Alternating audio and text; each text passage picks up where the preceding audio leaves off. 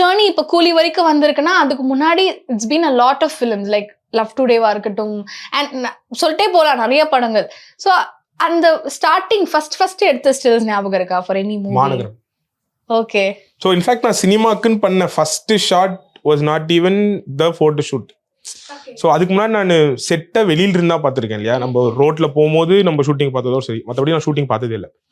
So நான் first time producer கிட்ட சொன்னப்போ தங்க Prabhakar sir potential studios, so அவர்கிட்ட சொன்னப்போ வந்து செட் எப்படி இருக்குன்னு பாருங்க, நீங்கள் உங்கள் கேமரா எடுத்துகிட்டு வாங்க, என்ன வேணால் ஷூட் பண்ணுங்க, நீங்கள் ஆர்டிஸ்ட்டு ஷூட் பண்ணணும், என்ன வேணால் ஷூட் பண்ணுங்கன்னு சொல்லிட்டு, நான் இப்போது நம்ம கேனடா நமக்கு பிடிச்ச ஃப்ரேம்ஸ்லாம் ஷூட் பண்ணுவோம்ல, ஷேடோஸ் எங்கேயா நல்லா இருக்கும், அந்த மாதிரி தான் நான் ஷூட் பண்ணுறது. ஸோ ஃபர்ஸ்ட் டைம் நான் ஷூட் பண்ணது பார்த்தீங்கன்னா ஏதோ ஒரு ஷேடோன்னு நினைக்கிறேன், மாநகரம் செட்டில் ஷூட்டிங் ஸ்பாட்டில் எடுத்த ஷார்ட்ஸ் தான். ஸோ எனக்கு அது நல்லா ஞாபகம் இருக்கு, என்கிட்ட இன்னும் இருக்குது, அந்த ஆல்பம் இன்னும் இருக்குது, அது யாருக்குமே யூஸ் இல்லை, அதனால் என்கிட்ட இருக்குது. நான் ஃபர்ஸ்ட் பண்ணது இல்லை அதில் ஒன்றுமே யாருக்குமே எதுவுமே புரியாது, அதான் சொல்லுவேன், வெறும் கிரேனோட ஒரு பார்ட்டு அப்படி இருக்கும்.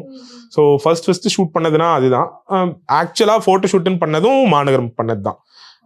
Sandeep, Sri, Regina, Charlie sir, Munishkanth sir, so இவங்களை ஷூட் பண்ணதான் ஃபர்ஸ்ட் பண்ண ஷூட்டுமே. ஸோ அஃப்கோர்ஸ் மறக்கவே மாட்டேன் அதெல்லாம்.